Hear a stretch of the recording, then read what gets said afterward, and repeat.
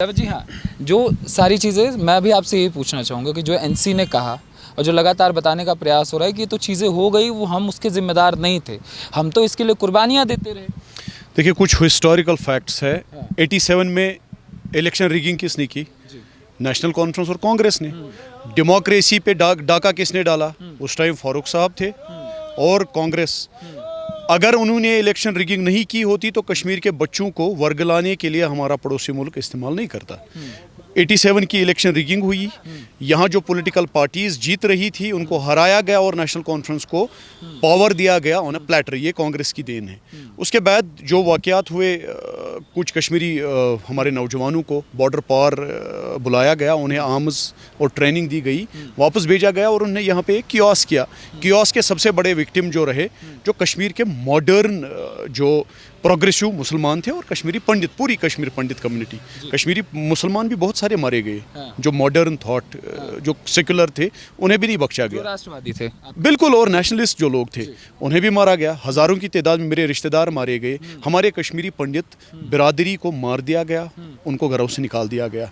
तब से लेकर अभी तक जो हालात हुए, फिर 2002 का इलेक्शन, 96 का इलेक्शन जो पूरा स्टेज मैनेज था, पूरा 2002 का इलेक्शन, उसकी क्रेडिबिलिटी ही नहीं है। और 2019 तक जितने भी इलेक्शंस यहाँ हुए उनकी कोई क्रेडिबिलिटी नहीं है। पहली बार लोकसभा का जो इलेक्शन हुआ, अगर आपने अभी बात छेड़ी इंजीनियर रशीद साहब की, अगर उन्हें नए कश्मीर पे विश्वास नहीं है, फिर उन्होंने कैसे जीता? उन्हें उस जीत पे भी विश्वास नहीं होना चाहिए। वो जेल में थे और उन्हें इलेक्शन जीता, ये तो एक क्रेडिबल एक जीत है। पहली बार इंस्टीट्यूशन पे लोगों ने भरोसा किया, पहली बार लोगों ने वोट दिया। बहुत सारे मेरे ऐसे कोई जानने पहचानने वाले लोग हैं, उन्होंने पहली बार वोट इसलिए डाला क्योंकि वो डरते थे, डर का माहौल था। इस बार कोई डर का माहौल नहीं था, इसीलिए तो 60-65% वोट पड़े।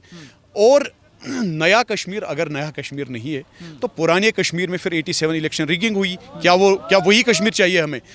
उस वक्त फारूक अब्दुल्ला साहब सीएम थे जब कश्मीरी पंडित्स का मारदाड़ यहाँ पे स्टार्ट हुआ, जब कश्मीरी पंडित्स को यहाँ से भगाना स्टार्ट हुआ। फारूक साहब सीएम थे, वो लंदन चले गए, यहाँ अपने लोगों की कोई फिक्र नहीं थी उन्हें। उनके जो मंत्री लोग थे, उनके जो एमएलएस थे, वो तो जम्मू में और दिल्ली में थे। हमारे लोग, आम लोग यहाँ मारे जाते थे। कश्मीरी मुसलमान जो सेकुलर और नेशनलिस्ट थे वो मारे गए और कश्मीरी पंडित मारे गए। और जो भी यहाँ पे अमन की बात करता था वो मारे गया। उसमें एकेडमिशियंस है, उसमें बड़े इंटेलेक्चुअल्स है, बड़े डॉक्टर्स है, उसमें लॉयर्स है, उसमें जर्नलिस्ट्स है, आपके फील्ड से बहुत सारे लोग शिकार हुए।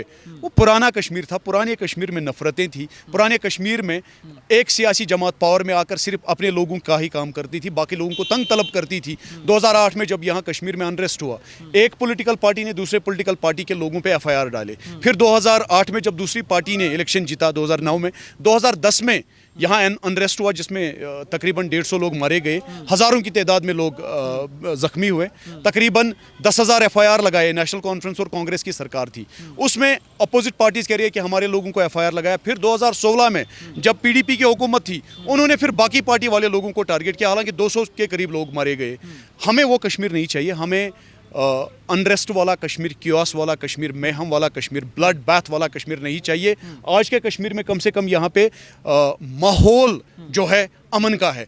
आज के कश्मीर में आप और मैं आराम से बात कर सकते हैं बिना किसी खौफ के। आज के कश्मीर में कोई मेरे खिलाफ भी बोले, मोस्ट वेलकम, मैं उनका कुछ बिगाड़ नहीं सकता हूँ।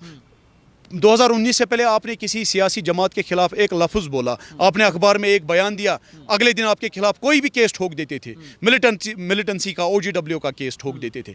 आज के डेट में ट्रांसपेरेंसी है, अकाउंटेबिलिटी है। बहुत कुछ अभी भी करना है। मैं ये नहीं कहूँगा कि अलादीन का चिराग था, उसमें से जिन निकला, उसने पूरा ठीक कर दिया। नहीं, 30-35 साल के नामासायद हालातों की वजह से जो नुकसान हुआ है उसमें 30-35 साल लगेंगे।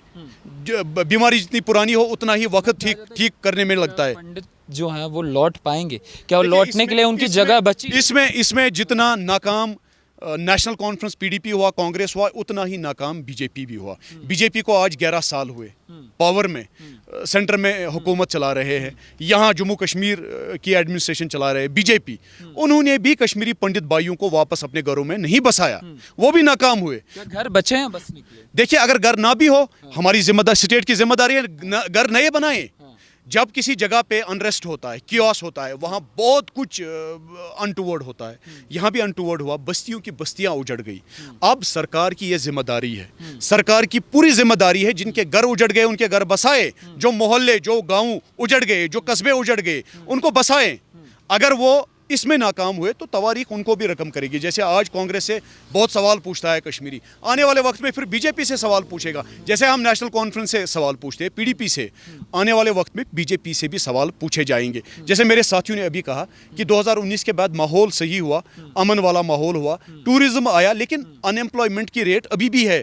इसके लिए एक बड़े पैमाने पर कोई पैकेज लाना है सेंट्रल गवर्नमेंट को। हमारे बच्चों के लिए एक पूरा पैकेज चाहिए। ये जो मेरे जो बच्चे हैं, इनको आप टूरिज्म में ही एडजस्ट करिए, लेकिन इनका रोजगार बनना चाहिए। एक साहब सवाल यही उठता है कि क्या, जैसे इन्होंने कह दिया कि सत्ता उस समय जिम्मेदार थी, तो क्या सिर्फ सत्ता ही जिम्मेदार थी कि कुछ और भी चीजें जिम्मेदार थी जो कश्मीर में? इसमें मैं अपनी सोसाइटी को ही जिम्मेदार ठहराऊंगा। मेरे इस भाई को अगर मेरी सोसाइटी में कुछ अनटूवर्ड हो जाएगा, मेरी पूरी सोसाइटी जिम्मेदार है। एक वीक सोसाइटी बनाई थी वक्त ने, कुछ एलिमेंट्स ने।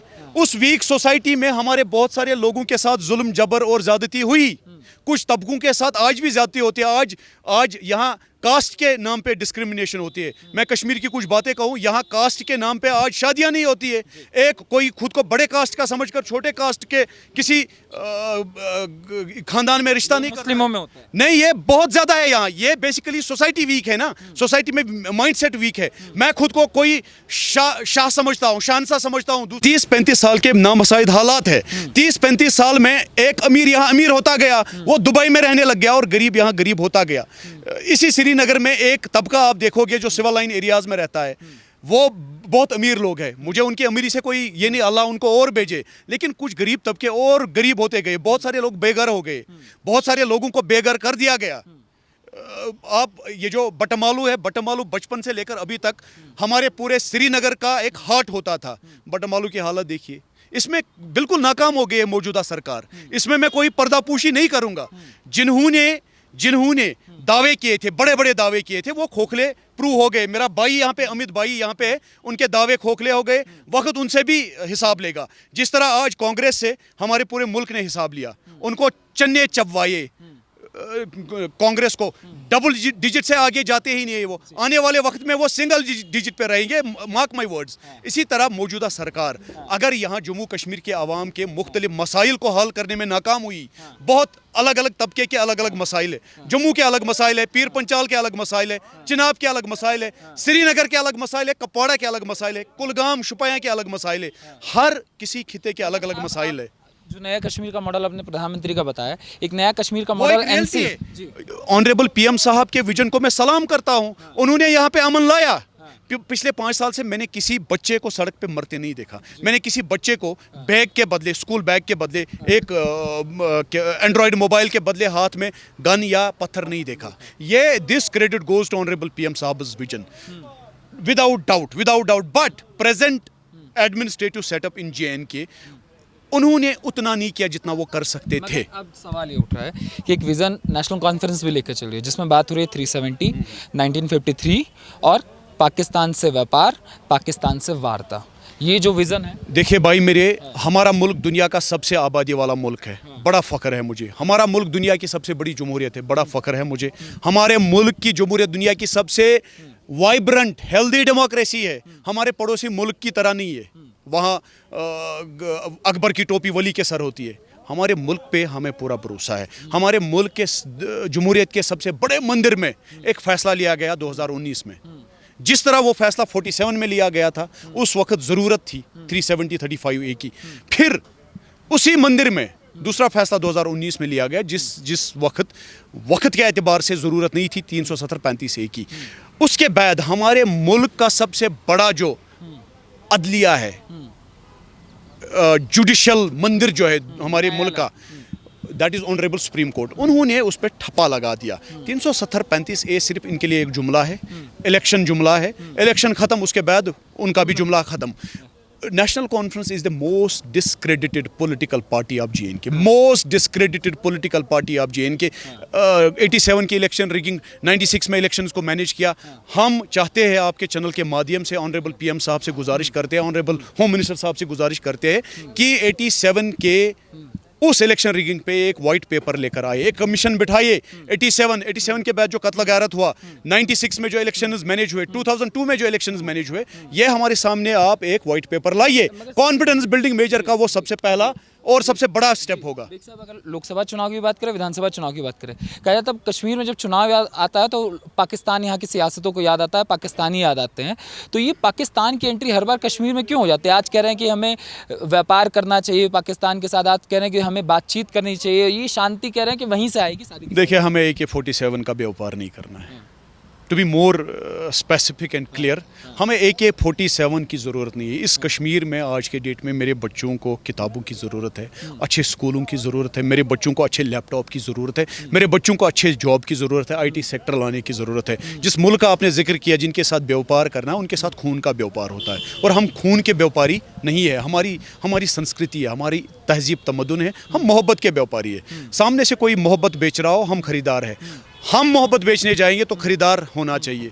वहाँ 47 की तस्करी होती है, AK-47 बॉम्ब्स की। वहाँ एक तबका दूसरे तबके को मारता है, माइनॉरिटीज़ पे जुल्म होता है। हम उनके साथ कोई व्यापार करने के लिए तैयार नहीं है। एक आम कश्मीरी कह रहा है, एक आम हिंदुस्तानी कह रहा है कि पड़ोसी बदला नहीं। उनको लग रहा है, ठीक है, ये तो सही बात है, लेकिन पड़ोसी खुद को बदले ना पहले। हम पड़ोसी नहीं बदलना चाहते, ना ही बदल सकते, लेकिन पड़ोसी खुद को बदले। उमर साहब को इलेक्शन जीतना है, बड़े डेस्परेट है, कॉन्फिडेंस लो है उनका। गांदरबल में फॉर्म भरा था, सरजान बरकती की एक बच्ची, 15 साल की बच्ची ने वहाँ फॉर्म भरा, वो लड़खड़ाए। फिर बड़गाम आए, बड़गाम में वो शिया वोट पे फोकस कर रहे हैं, उनको लग रहा है शायद शिया वोट उनको आएगा। This time not possible, absolutely not. शिया vote is not for sale, I am telling you, शिया vote is not for sale. Umar साहब, आपको लोग बड़े मज़ाहिया अंदाज में ले रहे हैं, please change your attitude, try and become like a politician. Nothing will happen now. क्योंकि लोगों ने पहली बार देखा कि मुहर्रम का जुलूस श्रीनगर में निकला, वरना इससे पहले तो पॉसिबल ही नहीं। भाई, मेरे 35 साल के बाद निकला और हम सब लोगों ने उसमें शिरकत की। पहली बार 0% वायलेंस। हर यहाँ पे आप हमारे बड़े दिन होते हैं, ईद, दिवाली होती है, बैसाखी होती है, एक भी कहीं पे वायलेंस नहीं हुआ, और बेहतरीन से बेहतरीन अरेंजमेंट्स होती है। आज के डेट में आप देखिए, कोई भी बड़ा दिन, बड़ा त्यौहार हम लाल चौक के घंटाघर के सामने मनाते हैं। That is a clear message to the world and to these discredited politicians जो यहाँ फिर से वो रेटरिक चलाते हैं। उन्हें कोई फ़ायदा नहीं होगा। आता हूँ जावेद जी आपके पास। आपसे अगर मैं समझना चाहूँ, जिस नए कश्मीर की बातें चल रही हैं, आपके मायने क्या है उस कश्मीर के? देखिए, मैं ज़्यादातर एजुकेशन पे ही काम करती हूँ। मेरी अपनी चैनल, मैं खुद जर्नलिस्ट हूँ, द कश्मीर स्टूडेंट में काम करती हूँ। मैं एजुकेशन की अगर बात करूँ, आर्टिकल 370 के बाद हाँ एक रेवोल्यूशन आया एजुकेशन सिस्टम में, नो डाउट।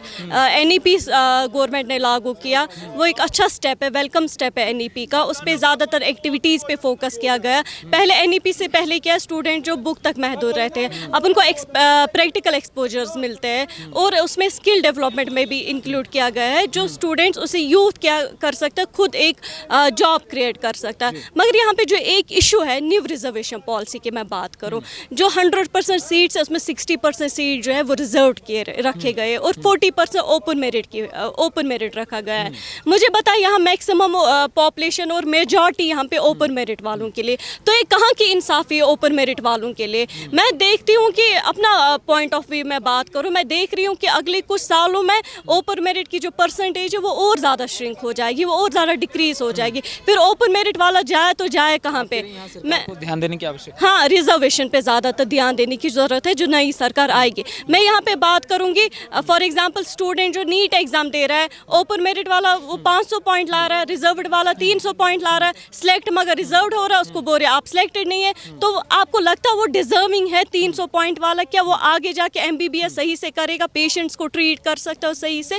और मैं बताऊंगी, मैं नहीं हूँ कैटेगरी के खिलाफ, हाँ डिजर्विंग कैटेगरीज है, फॉर एग्जांपल फिजिकल डिसेबिलिटी, अच्छे डॉक्टर, अच्छे इंजीनियर्स की भी आवश्यकता है। डिजर्विंग कैटेगरीज है, जो फिजिकल डिसेबिलिटीज है, जो फाइनेंशियल वीक है, वो ठीक है। मगर जैसे RBA की बात करें, रिजर्व बैकवर्ड एरिया, हाँ गवर्नमेंट ने वो कुछ एरियाज डेवलप की है, मगर स्टिल वहाँ के लोग जो है उस सर्टिफिकेट का इस्तेमाल करते, उस कैटेगरी सर्टिफिकेट का फ़ायदा उठाते हैं उस चीज़ का। मैं आपसे एक चीज़ पूछना चाहूँ, जैसे बेग साहब ने कहा कि महिला सशक्तिकरण जो है वो 5 5 अगस्त के बाद से तेज़ी से बढ़ा और हमारी महिलाएं जो हैं आगे बढ़ी, आगे वो आम उसमें आई, उन्होंने व्यापार को भी अपनाया। जैसे आप कह रहे हैं कि आप जर्नलिस्ट भी हुई, क्या इससे पहले ये चीज़ें पॉसिबल थी, इतनी आसान थी करना?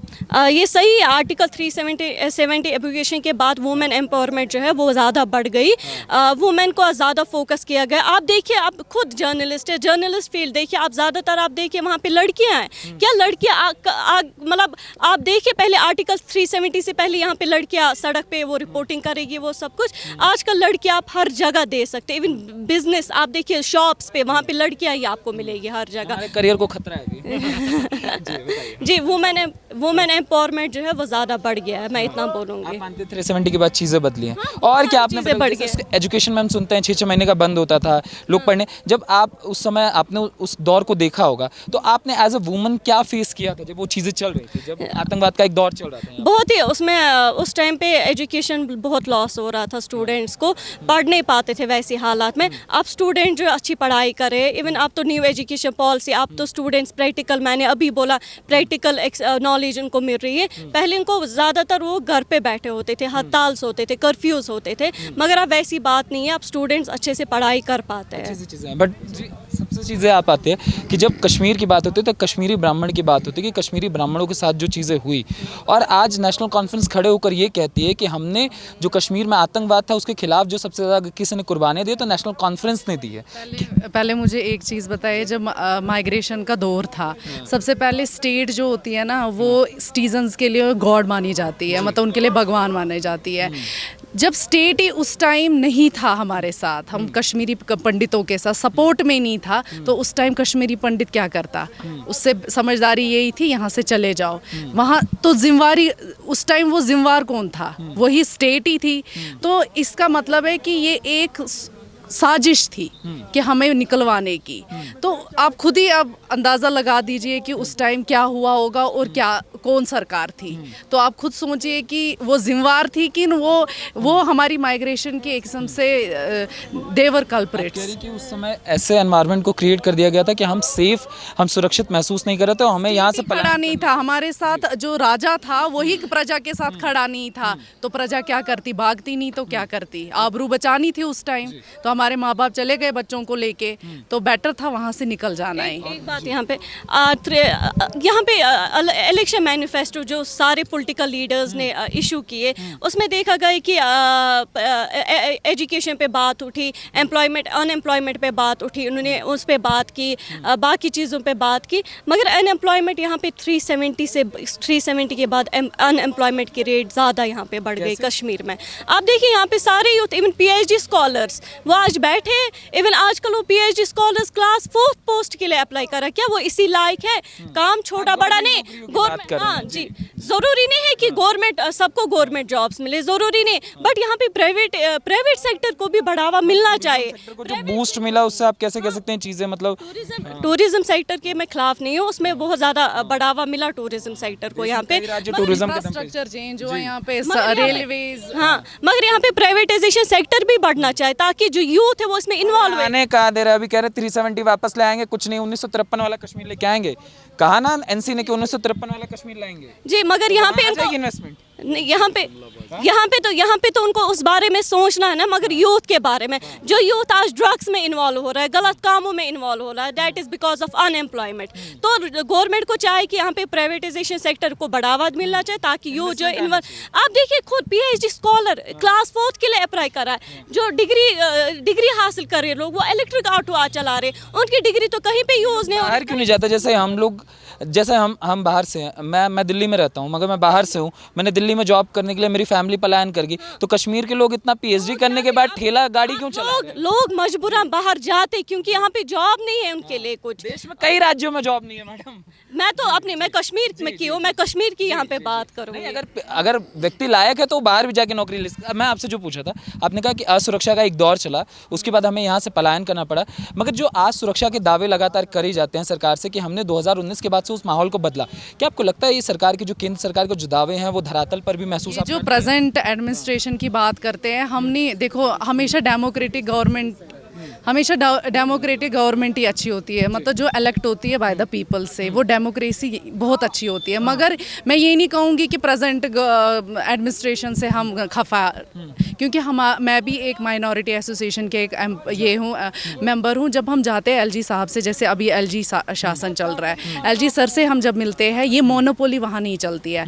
वहाँ जो सही होता है वो ब्यूरोक्रेट के थ्रू होता है, वो खुद की नहीं चलाते। ब्यूरोक्रेट वहाँ पे उनसे सलाह मशवरा डिस्कशंस होते हैं, तब जाके कोई चीज़ वहाँ इम्प्लीमेंट होती है। तो यानी कि ये प्रेजेंट गवर्नमेंट भी कर रही है इतनी सारी चेंजेस। आप लाल चौक जाइए 11 बजे 12 बजे लोग टूरिस्ट वहाँ घूम रहे होते, कोई इसमें यहाँ पे बड़ी सारी चेंजेस आई है, पॉजिटिव चेंजेस आई है। चाहे वो इंफ्रास्ट्रक्चर ले लो, चाहे कंपनीज ले लो, कंपनीज का भी बना रहे हैं, हो रही है यहाँ पे, ज़मीन देख रहे हैं कहाँ पे क्या करेंगे, मगर डेवलपमेंट की ओर बढ़ रहा है।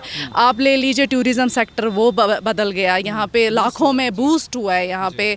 और दूसरा लीजिए आप हाईवेज लीजिए, आप ये जैसे नितिन गडकरी सर ने भी बोला था कि कश्मीर टू कन्याकुमारी हम करेंगे, और उसकी ओर भी दौड़ रहा है।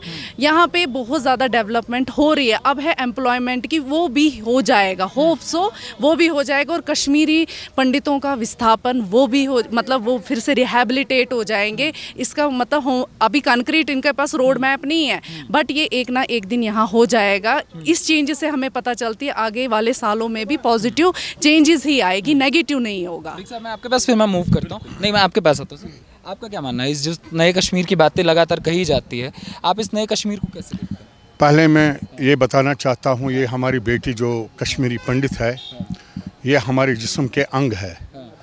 तो ये हमसे जुदा हो गए, तो उस पर जितना भी हम मतलब रोएंगे वो भी कम है।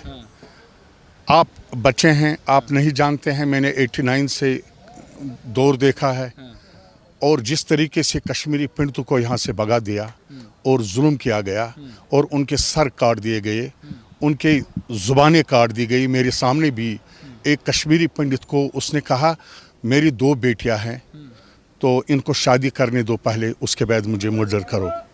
मगर मिलिटेंटों ने उस वक्त नहीं माना। उस वक्त उसको पाजामा निकाल कर उसकी डोरी बांधी गई और उसी से मारा गया हमारे बडगाम में।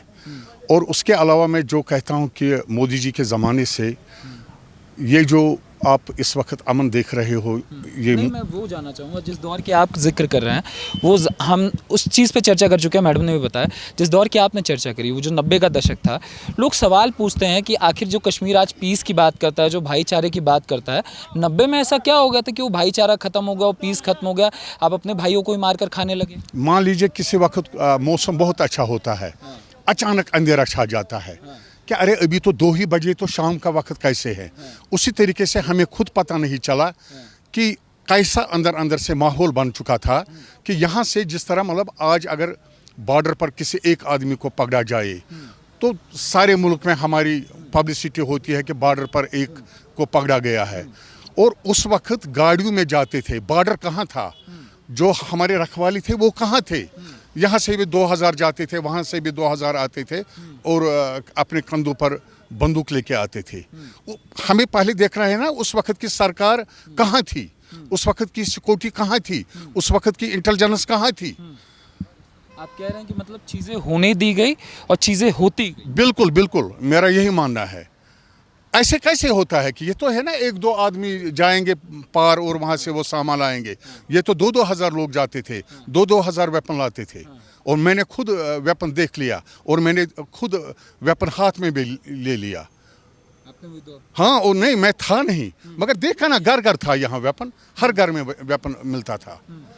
तो मुझे एक चीज़ बताओ, जब हर घर में वेपन हुआ करता था उस ज़माने में, तो कोई हमारे घर आता था 10 मिनट के लिए रखता था, वेपन यहाँ है, मैं यहाँ से आता हूँ, या वेपन यहाँ रखा जाए, हम यहाँ से चक्कर करके आते हैं।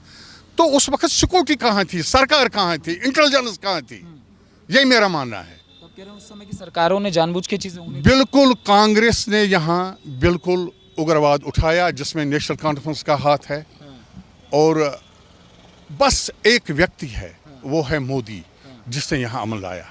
क्योंकि पहले हमें ये देखना है कि हमारी गाड़ियाँ जो हुआ करती थी, मतलब ये जो सोमू है या बाकी गाड़ियाँ है, जब हम एक गांव से दूसरे गांव जाते थे, हमारे कश्मीरी ही जवान जो कहते थे वही हमारी गाड़ियों पर ही संगबाजी करते थे।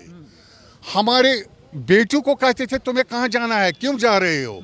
हमारी बेटी को देखते थे कि तुम दर्द ज़े है, यानी कि प्रेग्नेंट है तुम, तब हम छोड़ने देंगे। ये एक अंधेरा था। तो मोदी जी ने इसको ख़त्म कर दिया। और मोदी जी के मेरे पास उतने अल्फाज नहीं, मैं किस पहाड़ से वो अल्फाज लाऊं कि मोदी की तारीफ करूं। और ऐसा अमन है। और इतना नहीं, मैं बडगाम में रहता हूं।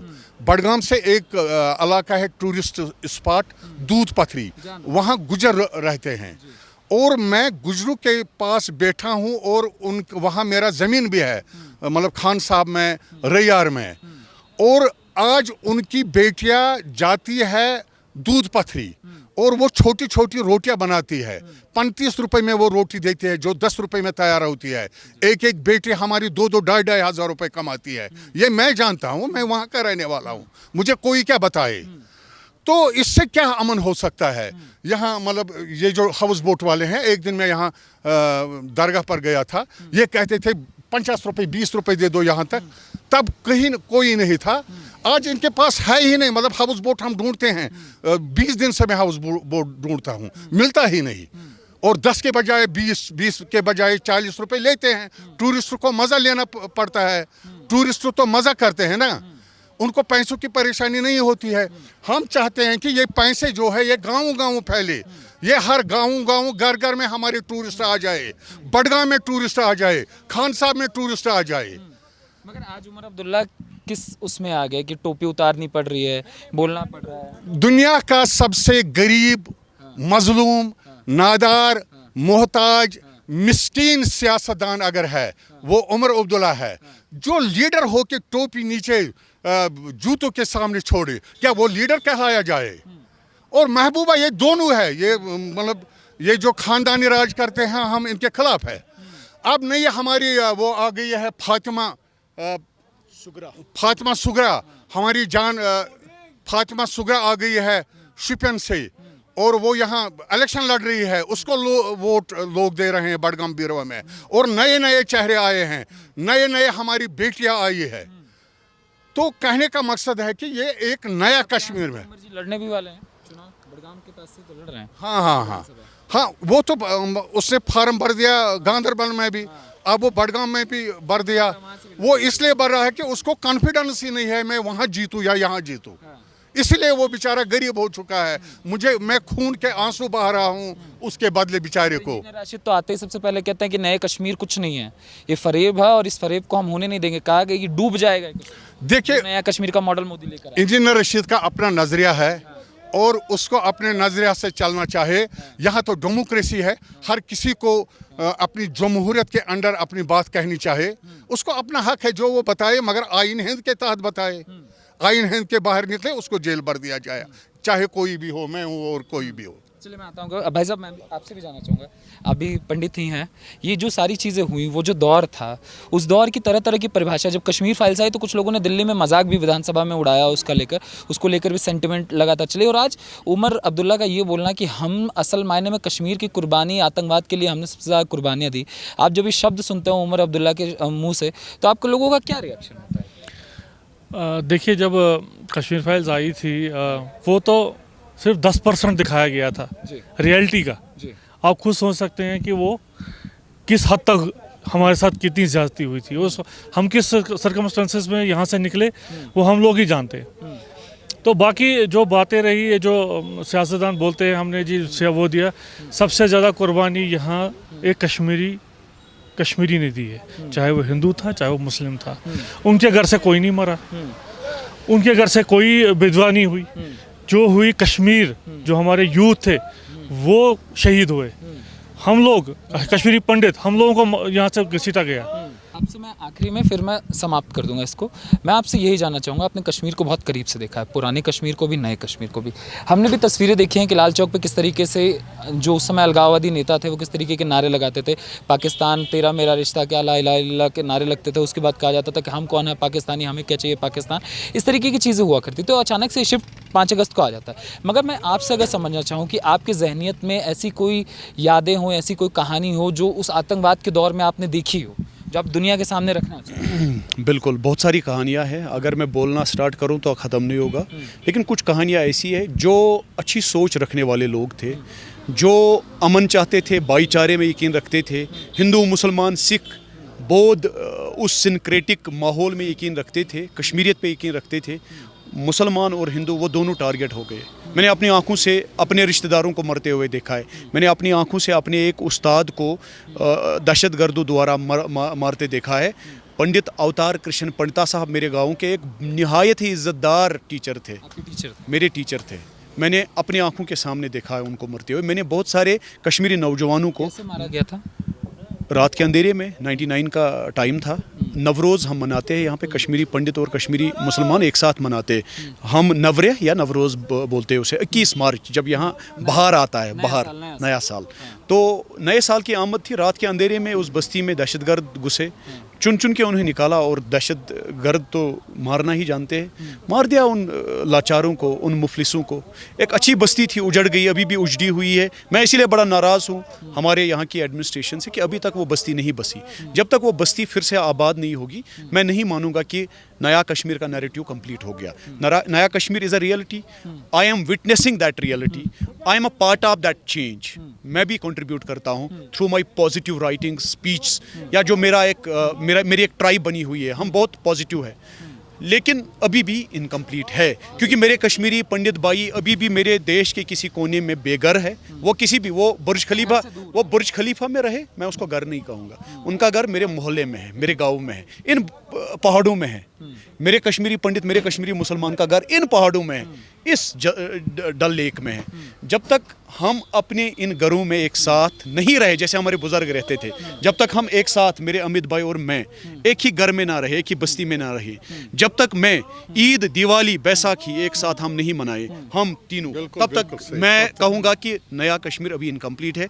उसको कंप्लीट करने की ज़रूरत है और हम सबको एक साथ उसके लिए, तभी मेरा हिंदुस्तान विश्व गुरु बनेगा। हमारा मुल्क विश्व गुरु बनने जा रहा है। हमें बड़ा फ़ख्र है कि हम उस 140 करोड़ फैमिली का एक हिस्सा है। लेकिन मेरे मुल्क के मेरे साथियों से गुजारिश है, मेरे कश्मीर को तामीर नौ करने में हमारी मदद करें। मेरे कश्मीर का एक एक कश्मीरी जो बेघर हुआ, चाहे वो कश्मीरी हिंदू हो, कश्मीरी मुसलमान हो या कश्मीरी सिख हो, वो अपने घर, अपने मोहल्ले, अपने गांव, अपने कस्बे, अपने शहर वापस आकर बसे। तब जाकर मैं कहूँगा कि कश्मीरियत, जमहूरियत और हिंदुस्तानियत बरकरार है।